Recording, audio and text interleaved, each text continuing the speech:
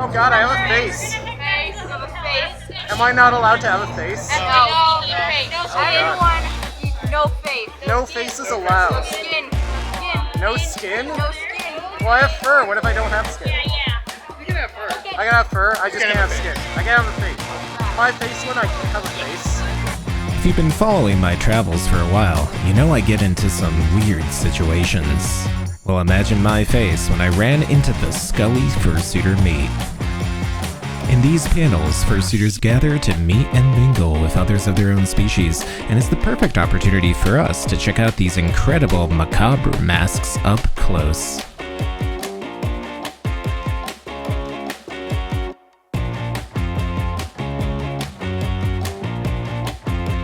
From fearsome skulls to demons with glowing eyes to ethereal spirits and mythical creatures, every design tells a story.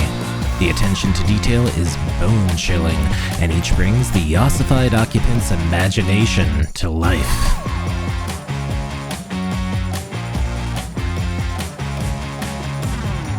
With how accessible it is to get and customize a skull face mask, these unique designs add an extra touch of mystery and allure to the furry community and allow anyone to create a compelling creature. Basic fursuit design skills go far and allow each character to stand out, with skulls being an evocative way to explore themes like life, death, and transformation. Shadow Skully Money Gang!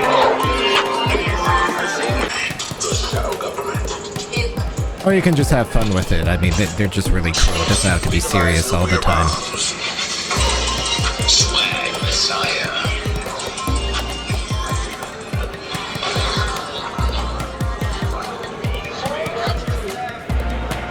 And not every skull is created equal. There's so many different varieties, styles, and types that you can see, each matching its owner's personality.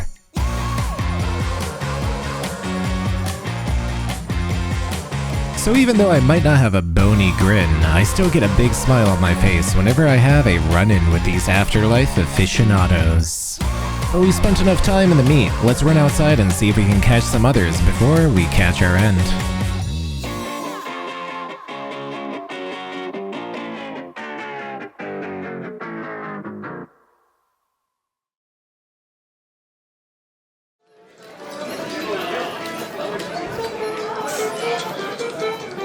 I mean, at least you landed it. Our skeletal safari doesn't end there. I've got to pick the bony bones of the suitors that stood out the most. This makes me hungry for some salmon sashimi though.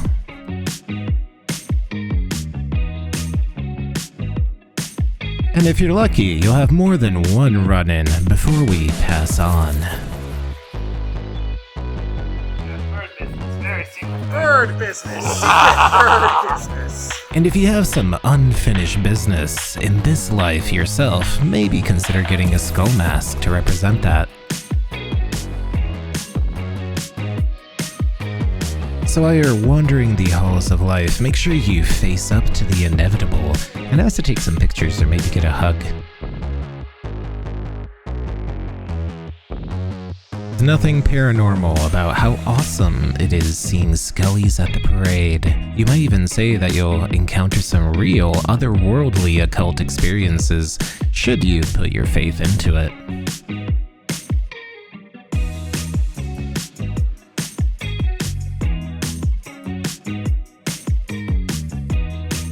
Okay, I'm running out of bone puns, but you get one more. What do you call a skeleton that uses a computer? A cybernetic being. Get it? Cybernetic? Cybernetic? Let's move on to the Protogen.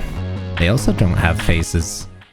3, 2, 1, go. Is there like a secret Protogen meet or something? There was one that just ended. Oh, that's why there's so many Protogen. I wish I was there. Thank you so much.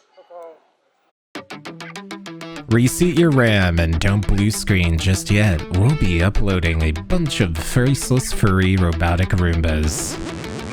Notice the theme of the video yet? Let me know in the comments if you enjoyed seeing these two species go face to face, or I guess head to head. They don't have faces. I guess they still have boopable snoots though.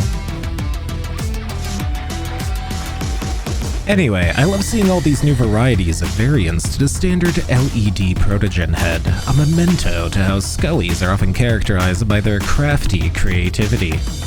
And this is unironically my favorite Protogen I've seen this entire con. Can we take a moment to just appreciate this head, how unique it is, how awesome it is, and just how crafty it is? And honestly, I kinda like the rhomboid Roomba look here. Sharp edges, sharp style, sharp fins, and a sharp snoot.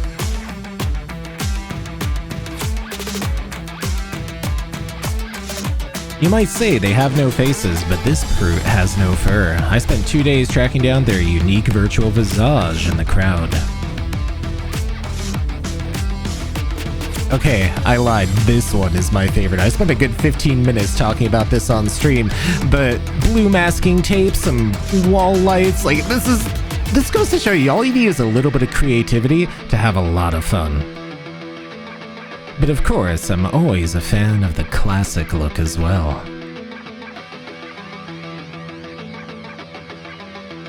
These familiar faces light up the night and will probably brighten up your day too if you see them at a convention.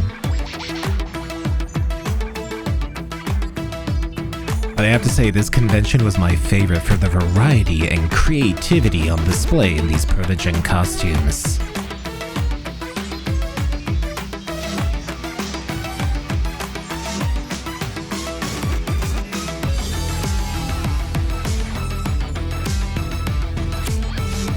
Seeing people use LEDs and materials in new and interesting ways are one of my favorite things about the Protogen that I saw at Anthrocon. And it's certainly a statement to see some of them rocking the lightless look on their cyber snoots.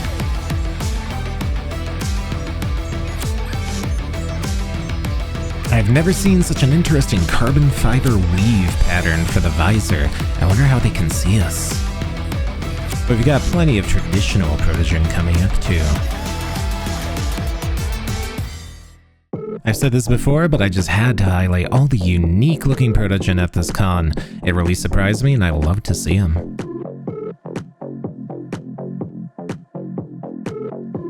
This blend of old styles, new techniques, and this cyber-inspired retro look warms my cold and calculating cyborg heart. And these tusks and horns add a personal flair to the stock configuration. And I love how each LED matrice has different colors, patterns, expressions, and faces, so even if they don't have a face, they sure have a lot of personality.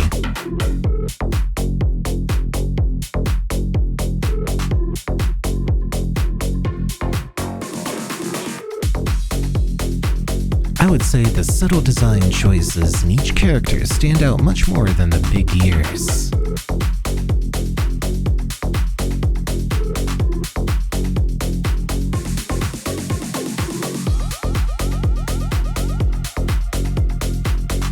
And if you see me next con, say hello. Maybe I'll take a video of you and I'll make some cringy commentary that nobody will listen to. So I'll see you all next con.